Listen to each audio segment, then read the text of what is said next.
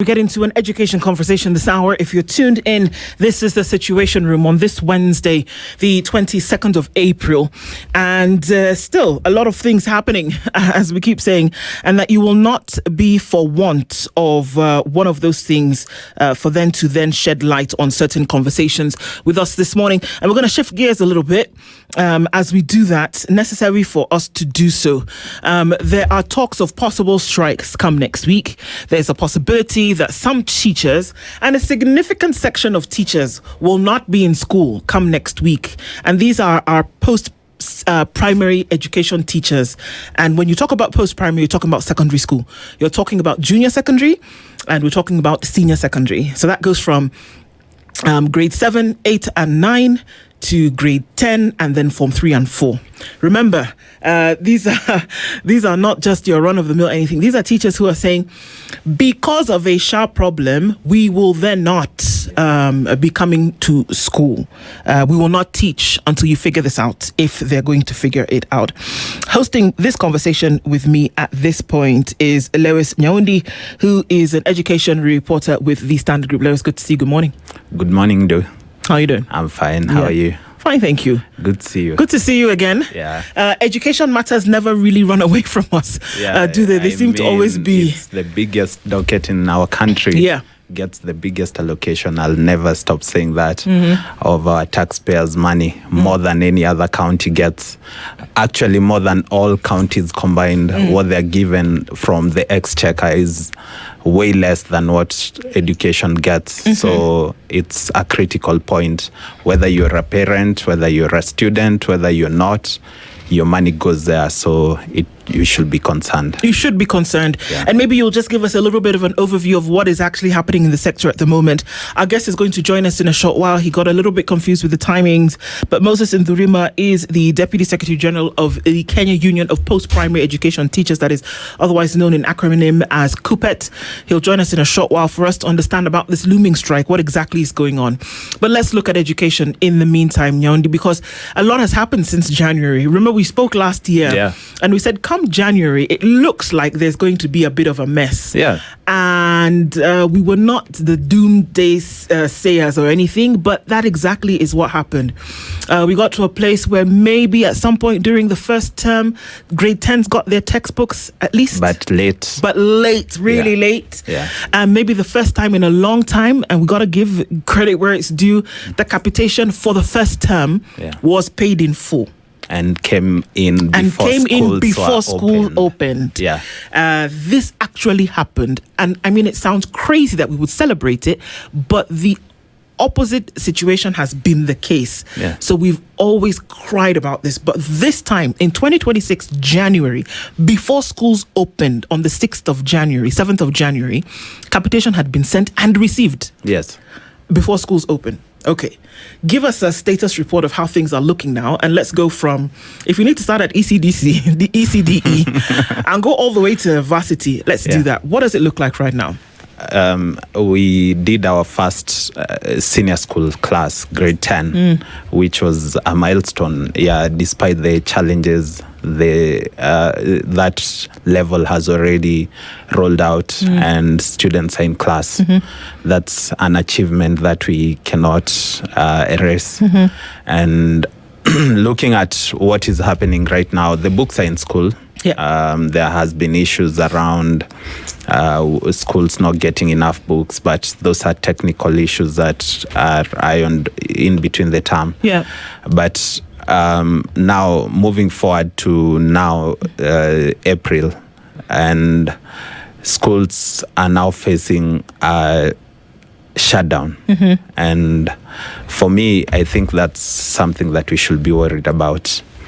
We are looking at teachers who are teaching about 3-point-something million students in senior school. Yes. And another 2-point-something million students, about 2.7 million students in junior school. who are threatening to strike. That's about 6 million students who will be affected. And some of the issues, SHA is the main issue, but there are another raft of issues that are in there, which includes promotion. There is stagnation of promotions. There has been a criteria that has been used for promotion for over a decade now, close to a decade, since 2017. And they are complaining that this promotion model is causing stagnation. So that's a very big issue for teachers, because some teachers have remained in the same job group for over 10 years. That means that their salary remains the same for over 10 years. Time is changing, and these teachers need to feel some growth in their career progression, but that is not happening, and they credit that to this promotion model. Maybe when our guest is here, he can explain to us in detail how the promotion model works. And how this works in tandem with TSC. Because TSC is the commission that is mandated to deal with these job group rising, remaining, and all of this. It's the implementing body. That's the word. Actually, they are the ones who came up with this model. So, if anything, they're the ones who are supposed to be talking to us about this. And you see, for TSC, I think as an employer, it's a win for them, because then it caps the growth in wage bill. So for them, I think it works for them. But for the ordinary teacher who's in class, it's very punitive. And there are so many. I was going through the TSC page today in the morning, and one of the messages that every comment, every post that teachers are, that TSC is posting, you'll see such a comment: reverse career progression guidelines for teachers. Teachers are stagnating in job group C1 for primary and C3 for secondary. C1 is the entry level, not the entry level, but the second level from where you start. When you get to service, you get to grade B5. Then after 3 years, you're automatically promoted to C1. But now moving from C1 is a problem. Why is it a problem, though? I don't understand. Because, well, I can maybe apply some thought and it would make sense. It's cheaper overall to keep a teacher in C1, because that means, in terms of emoluments and all these other things, that you can maintain paying a certain amount of money, and you don't need to actually, if you keep them in C1, you're good. You don't have to spend more. When you promote, it's a no-brainer. You pay more money. But then it also seems like career progression is one of the things that you promised as a commission that you would then be able to foster. So if you don't do that, can you then say that the commission then is failing in one of its primary mandates? I actually think that's the simple way to say it. But you see, I think there is a model. I think Nturima can best explain it to us. But there are some there are some things that a teacher needs to have covered over a certain period, and then they can apply for promotion. But now the problem is, even when they apply for promotion, it's not guaranteed that they are going to get that promotion when they seek for promotion. And they have to wait for 3 years before they can seek another round of promotion. Yikes. So imagine if I did if I was promoted to C1 and I'm seeking for promotion to C2, and I have applied for promotion this year, and that promotion has been declined. I have to wait until 2028 or 2029 actually before I can get another chance to seek for promotion. And even then you're not guaranteed. And it's not guaranteed. So I have to wait again up to 2032. Yes. So that I can seek another promotion. You see, those are 6 years, actually 9 years between 2026 to 2032. 9 years are gone by, or maybe 6 years are gone by. So you can see how easily a teacher can stagnate over one job group for 10 years. And that's one of the other issues. The other issue is the CBA. We have talked about this. They did an agreement to get some extra cash for teachers, and it was agreed upon, but it was to be paid in 2 tranches. Yes. One was paid last year, and the other one is supposed to be paid this July. But here's the problem. Oh, God. That money has not been budgeted for in the upcoming financial year. You know? I don't understand.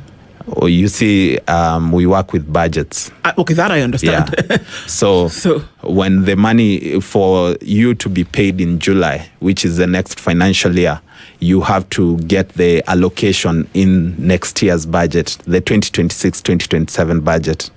But, Nyondi, the vanguards of this process of a CBA is the Ministry of Education. Yes. The stakeholders, Ministry of Education officials. Now, when we talk about budgets, ministries, that's why the budgeting process starts as far back as the end of August. Yes. Ministries supply Treasury, the number crunchers at Treasury, with their projections and what they need. A CBA is not a walk in the park. A CBA is a conversation that you've had over time and an agreement that you have put in place to still and calm the waters. It involves money, it involves resources, it involves people. How do you then not put that in your projections to Treasury so that it be included in the budget? Because we know that if it's not in the budget, then you can't spend this money. Correct. Now, so why wouldn't you do something as important as that in your projections to Treasury as the Ministry of Education? Some teachers are saying that's a rage bait. They're trying to look at what teachers can do, but that's on a lighter note. That's exactly what the unions are talking about when they say that they're going to strike, because they say this is not an emergency that has just come out of nowhere. Yeah. This is something that they knew was bound to happen.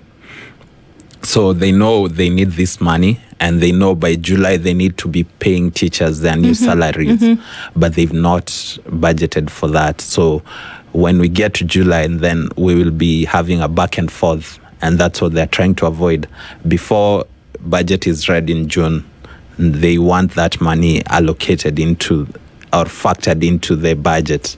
But it's not possible, because you have about a month to go in terms of the completion of the budget process. The numbers will be done by the end of... Actually, as early as now. It's done. The budget is done. We're the just waiting recommendations are already all done. Before, So that the chances of that money then being brought in are close to nil. That's true. And that's now the other pressure point that could send teachers to a strike. Okay. Yeah. Okay, so Tarima will hopefully join us to then explain this a little bit further. But you are in the halls of Jogo House often. You also attend the committees to hear what these folks are saying. One of the things that has been in the public arena for the longest time has been that the president has talked about the fact that they've hired 100,000 teachers. You know, it's historic. It has not happened under a presidency before. But some teachers are saying, okay, while the numbers may say that, there's this odd number of 56,000 teachers who are actually not employed. And when I say that, it's because they're contracted. Yeah, so as interns. As interns. Yeah. So are they employed or are they interns? They're just interns. Okay, and so they're paid something. Yeah. But they're not in these groups, these job groups. No. So have 100,000 teachers actually been hired then? So in real sense, 76,000 teachers have been hired. And I'm not trying to be a naysayer, but we have to contextualize things. Okay. So look at this. We had primary and secondary schools under 844. Okay. Then we introduced the CBC or the CBE. Yeah. We introduced another level between senior school and primary school. We put in an intermediary stage, the junior secondary school. Yeah. So this is a completely new thing that was not in our system. So we had teachers that were teaching primary and senior school. And then we have this new system.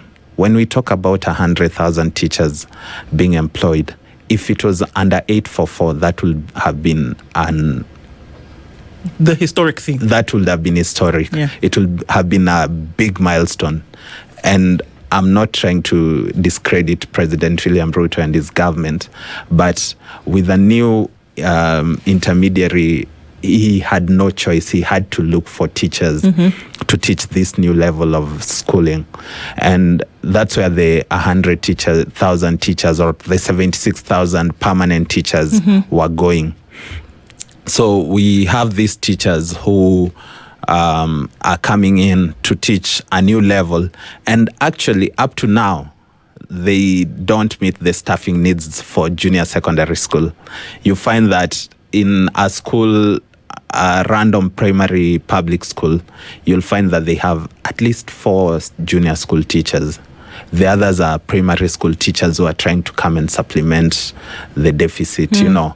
So in as much as, 76,000, 100,000, the numbers, whatever number we agree on, have been hired. It was out of necessity. They had to. It wasn't a favor of that. It was not, no. Because in secondary school, we still have the deficit of some, I think, 20-something thousand or 30-something thousand teachers who are yet to be hired. In primary school, then the optics changed because of the reduction of 2 classes. They actually have more teachers than they require. Yeah. But you see, this is optics that are changing depending on the optics of how the system has been reconstructed to look like. So when we look at that hiring of teachers, for me, it's not the achievement that they try to paint, but it's a mitigation measure to try and accommodate the new system. Yeah. And they've not even met the requirement yet. Yes, they've tried, but they've not met the requirement. They've not made the requirement. And in respect to what you asked, I think about 44,000 teachers are intern teachers, and those are not employees of the government. They have to wait until the end of this year before they are confirmed. And this is by public service? By the TSC. Yeah, TSC is the employer. Is the employer. Yeah. Okay. So it means that we have, I think, about 76,000 teachers who have been hired in the last 3 years, and another 44,000 intern teachers who are yet to be confirmed. And we don't know if they will be. That's another issue that is causing issues around the possible strike that we're talking about.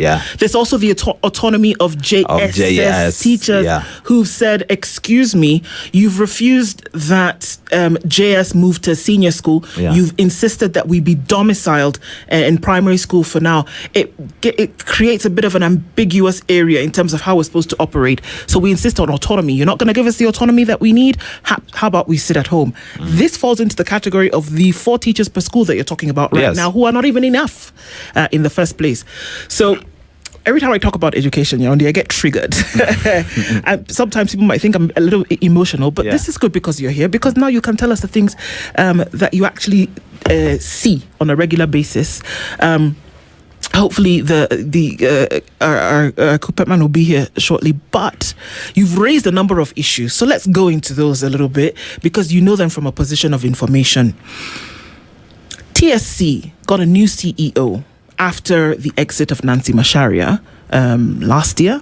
Yeah, but she's acting. She's acting in an acting capacity. Yeah. But already we've seen some scandal here and there in terms of who has been appointed, who has not been appointed. A family, not family, cousins, brother, sister, whatever.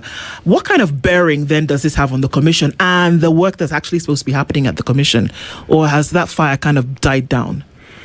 Remember, all these things are happening under the new acting CEO, but there are things that began way before she came in. Yes, these are things that have been underlying over a period of time. Yeah. I know we are not supposed to talk about the issue. There's a recent scandal. I'm not going to go into details. There's a gag order, obviously. There's a gag order, Yes. So we are not going to talk about where the money went and who was taking the money. But without mentioning names, it's that when we look at the commission, then the credibility of the commission is in question. When you hear that they are deducting money from teachers. Teachers who, remember, are some of the lowest earners in the public service.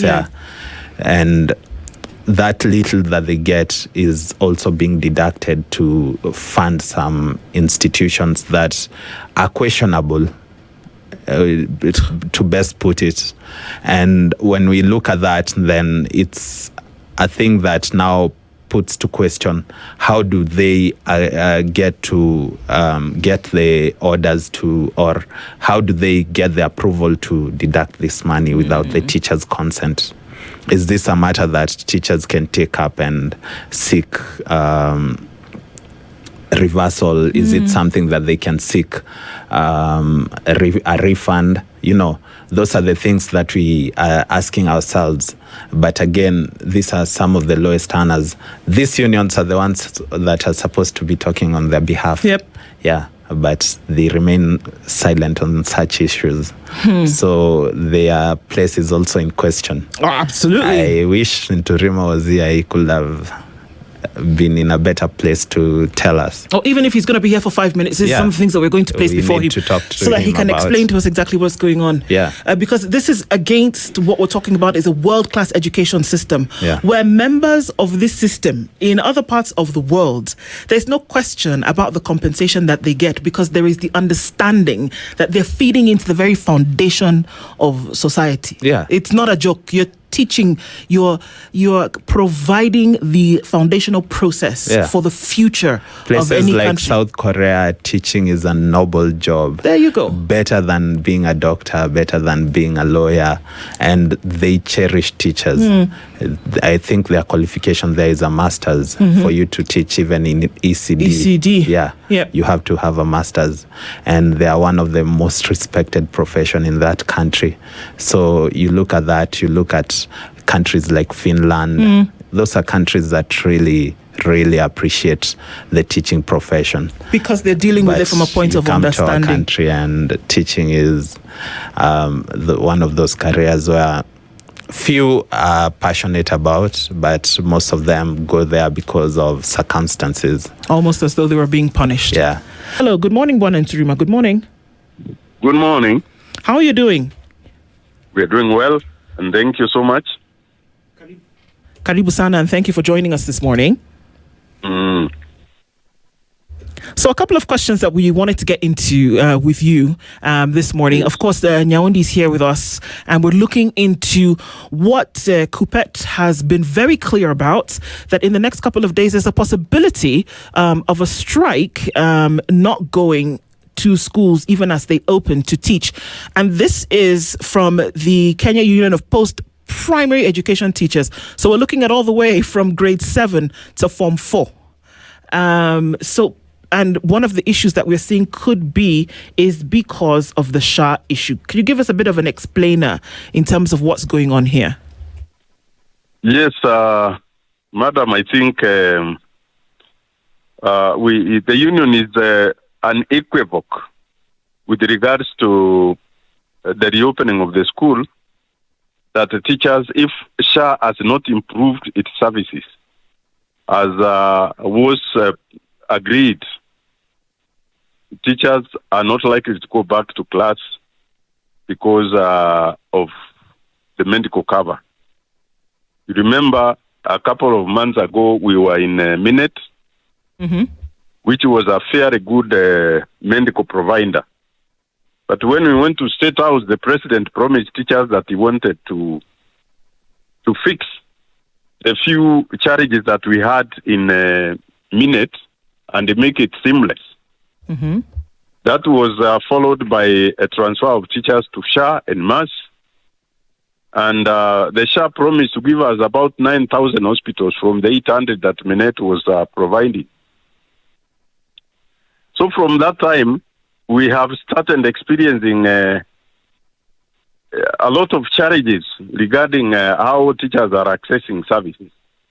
When you say challenges, Bwana Nturima, what are you saying? Because you're saying if it doesn't improve, what exactly is going wrong? What is going wrong is that they promised about 9,000 hospitals. Less than 200 hospitals are receiving teachers, and these are major public hospitals.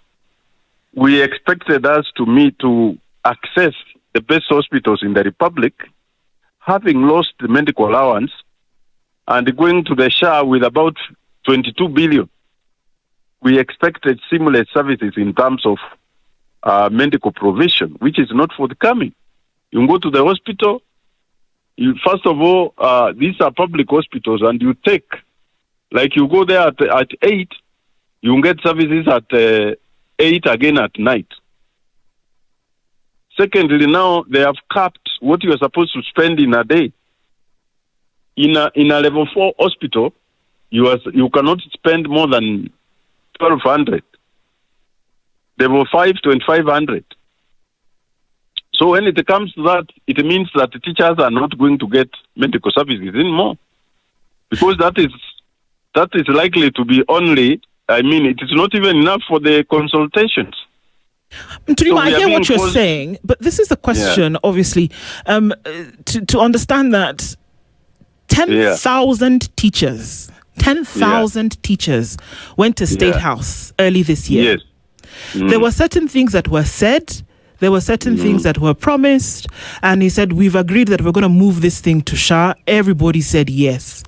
Are you saying that move was agreed upon by the teachers who, I mean, sure, it's just a fraction of the teachers in the country, because we're looking at 400,000 plus teachers in Kenya.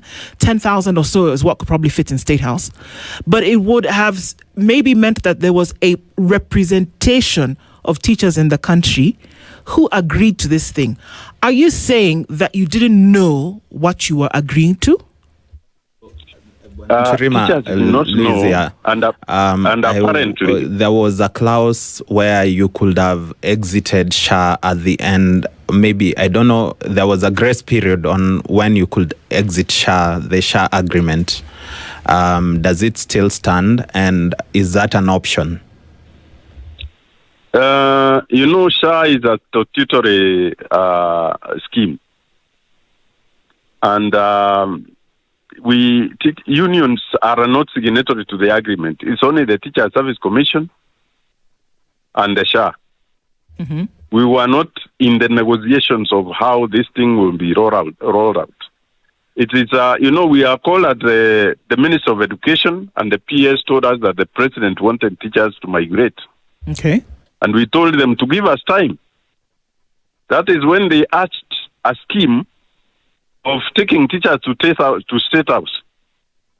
So we were told to take about 2,000 teachers. NAT was given 3,000. Hence associations were given about 5,000. So we took about 10,000 teachers, leaders of teachers, to State House. I'm sorry. So what you're saying essentially is that there was already an impasse before you went to State House. So the people were already not agreeing over certain things. So you were given the information. But people were not agreeing about certain things before January 2026 when you did go to State House. So before you went, or rather, as the back and forth was going on, which is now when they say come to State House, is that what you're saying? Already there was a disagreement? There was a disagreement, and in our memorandum, which we gave the President, he was very categorical that these people of the union have refused you to migrate. Do you want me to fix this medical cover for you? And the teachers said 2 terms. Okay. And that is where it ended. So that fixing meant to us, he wanted to improve minutes. But it turned out that after a couple of weeks and months, we were transferred to SHA. So there was no agreement whatsoever between the unions and the government. We categorically said that we are not sure where we are going. We need to wait and see whether this thing will benefit the public before teachers come in. Because we are losing. Mturima, I know you're a lawyer, and I'm looking at this as a contract that you did not agree to. Probably you are coerced to agree to. So what's the way forward as we open schools? And also, have you opened negotiations? I'm told that there is a meeting between TSC and the unions in Mombasa. Yes. Yeah, there is a meeting, but this meeting is just gimmicks. The meetings that you see people going around every now and then, I take it as a political meeting because what we need to see is service. It's not meetings. Because we had meetings when we were migrated, we had about 2 meetings. And recently we met the minister and the SHA, and he promised a raft of changes in the provision of medical services, which are not forthcoming up to now. The way forward. So the way forward is that the teachers must warm up. We are calling the organs of the union to give us directions, because I have no capacity to call for a strike. It is those organs that can tell us now teachers are tired and they are railing to go. And that is now the time we shall issue a notice. Because you cannot, watch teachers die and suffer in the hospitals when they have lost medical cover. Okay. Some of the other issues that are also coming up that we've seen, Deb, is that the hiring of teachers leaves about 44,000 teachers as interns. And these fall right into this bracket of post primary education teachers. So we're looking at from junior secondary school 7, 8, 9 through towards senior secondary school grade 10, form 3, form 4. That 44,000 of them still remain interns. So that's one issue. Another issue talks about perhaps what we're looking at, that, just a very little bit of what we can actually speak about in terms of what has been happening with teacher deductions over the years and where this money has actually been going. These are some of the issues that are being brought up as flags, red ones, whereby teachers are saying, until and unless these issues are sorted out, we are not teaching. What would you have to say about these 2 particular issues? Sorry, I've not gotten the last one. The first one, so we're talking about the scandals at the TSC that have been highlighted in terms of deductions from teachers that they don't know where this money has actually gone. And secondly, the issues of intern teachers who maybe until June will not be brought in as full-time employed teachers, if they will. So now I think the teachers, the courts pronounced themselves that internship is illegal. And as currently it stands, is that the teachers who are serving an internship are serving illegally. So we have written to the government today to call for a meeting to consider, among other things, the employment of teachers who are about 44,000 and are serving under internship, because I don't know how they are paying them, because they are in the service illegally. Okay. That is one, and it's one of the issues that teachers want now to address as we open the schools.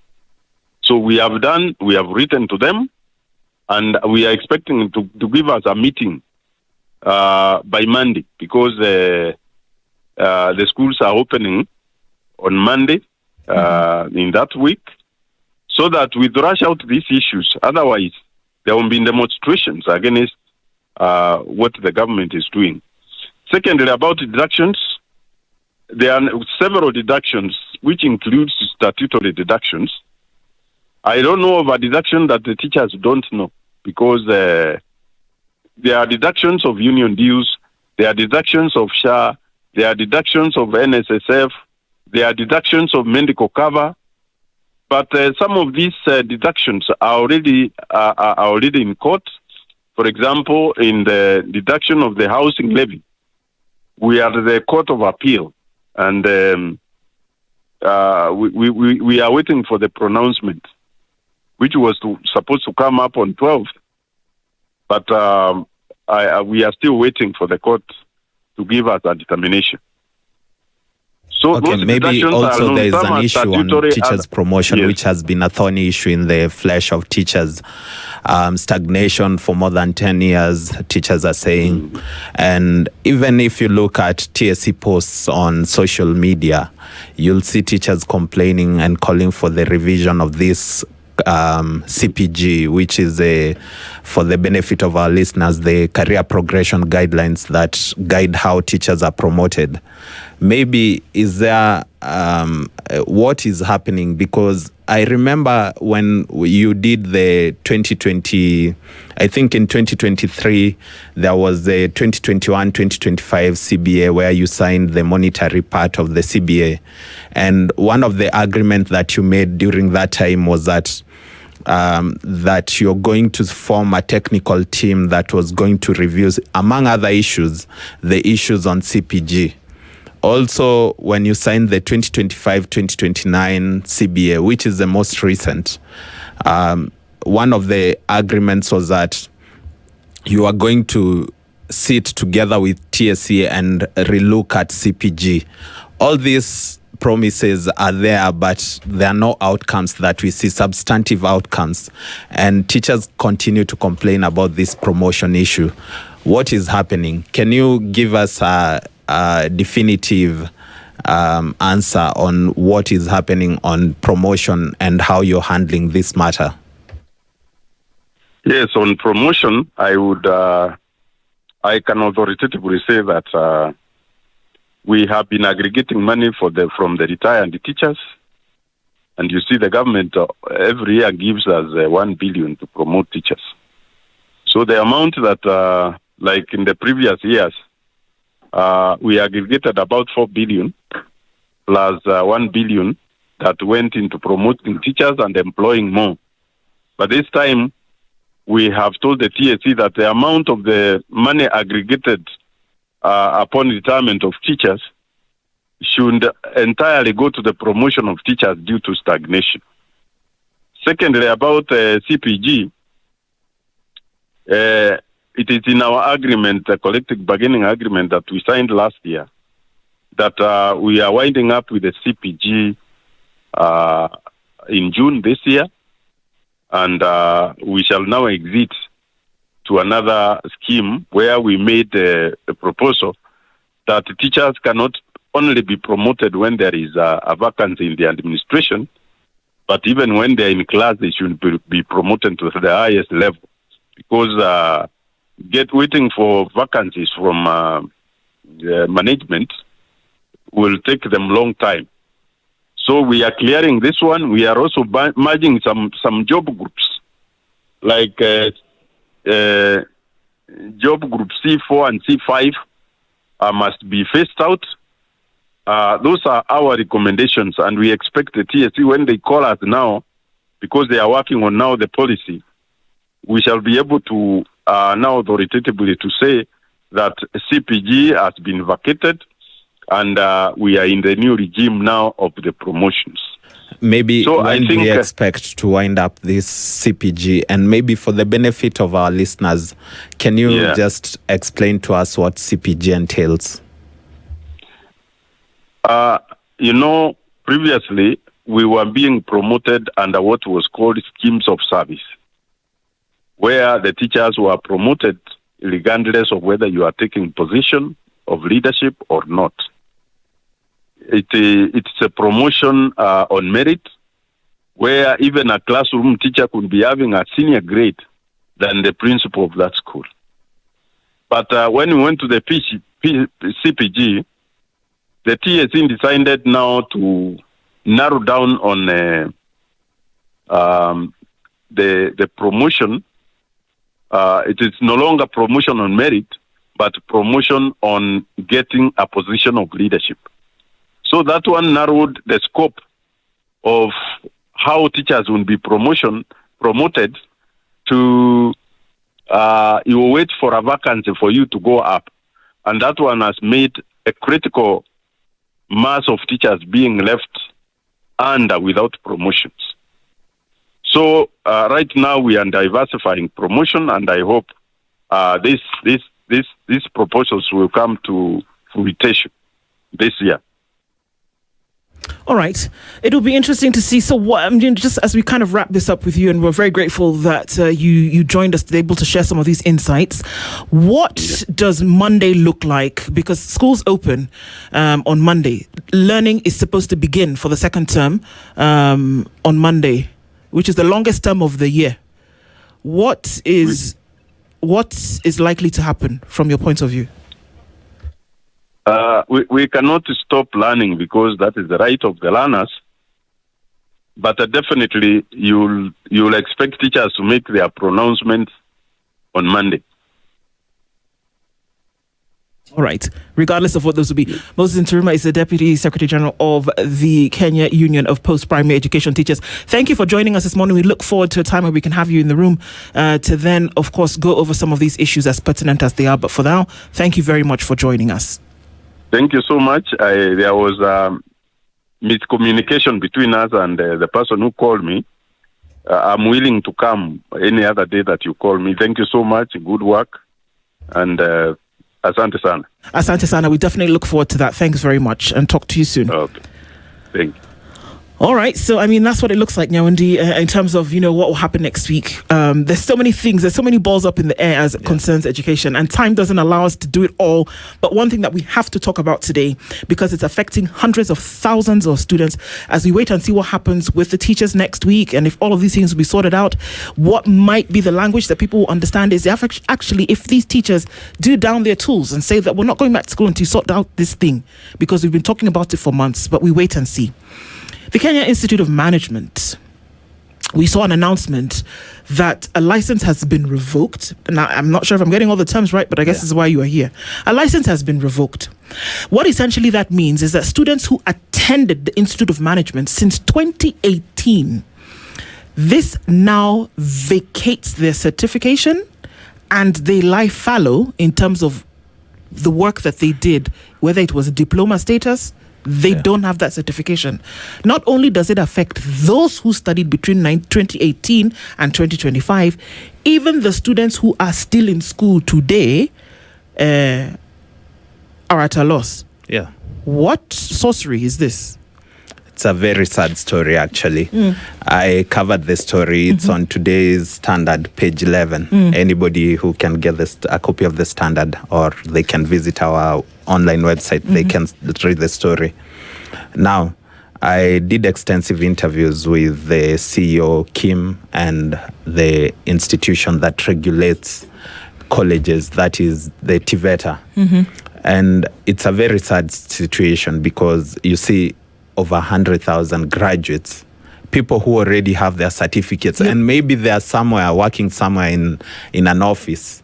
They are told that their certificates are null and void. So what does that mean to that person? You as an employer, what are you supposed to do with a person who's been working for you for years and now you're told that their certificate is not valid? Are you supposed to sack that person? But why did this happen? What were the reasons? Another 10,000 students are currently in session. Yes. So they are left in limbo. They don't know what is happening. Now, you've just asked a good question. What happened? There is a row between the institution and the regulator. So the institution dates back to 1954. It's not a new institution. No. You're not going to say that it's one of these colleges that pops up from, fly-by-night helicopter institution. Exactly, yeah. So it's not one of those institutions. It's a well-established institution that even has a university, the Management University of Africa. Yeah. And the row came in that 2017, 2018, there was a change in policy. Previously, they could self-regulate, but now in 2018 came the authority known as TVETA, Technical and Vocational Education Training Authority. So all institutions that are offering certificates and diplomas were supposed to be answerable to this TVETA. And as they train, there was another body that was set up that was responsible for examining students. And this institution is known as SIDAC. There are so many technicalities in there where SIDAC was first removed, then it was brought back. But in essence, this CDAC was supposed, the institution trains and then they do examinations via CDAC. So apparently the institution has not been complying with that. They've been using their university to assess these students, and this is where the problem comes in. TVETA is asking this institution to comply so that they can take CDAC approved exams. Okay. Yeah. You see the way CPA, you do your CPA from anywhere. Yes. Any institution out there. But when you go and do your examination, you do your CPA examination from CASNEB. Yeah. So that's the same system that they use. That's what they're looking for. Yeah. So you can learn from anywhere, but when you do the examination, for you to be approved, it has to be from CASNEB. So essentially a centralization is what is being sought. That's the problem. Okay. So, and Kim is refusing to adhere to this centralization? According to the TVETA, Kim is not following that protocol where they're supposed to test their students under CDAC. Instead, they're using the MUA, the Management University of Africa, as the assessor. And now they're saying that these certificates that have been awarded in Kim are not valid because they don't follow the regulations that are guiding TVETA. Okay, so we're going to the top of the hour because obviously this is something we need to look into a little bit more. But it sounds to me that if they complied, then we would be saving 100,000 students and 10,000 students who are in session. It sounds to me that if compliance is achieved, then we would save a situation for hundreds of thousands. But then the question comes, why wait between 2018 and 2026? 8 years later is when you take that action. That's a good question. Yeah. Yaounde, thank you for joining us this morning. Thank you very much for having me here. Thank you for everybody who joined in the Situation Room this morning. You see, many issues and they're still hanging. That's why we must continue. Asante sana, and a very good morning to you. This is the Situation Room, the only way to start your day.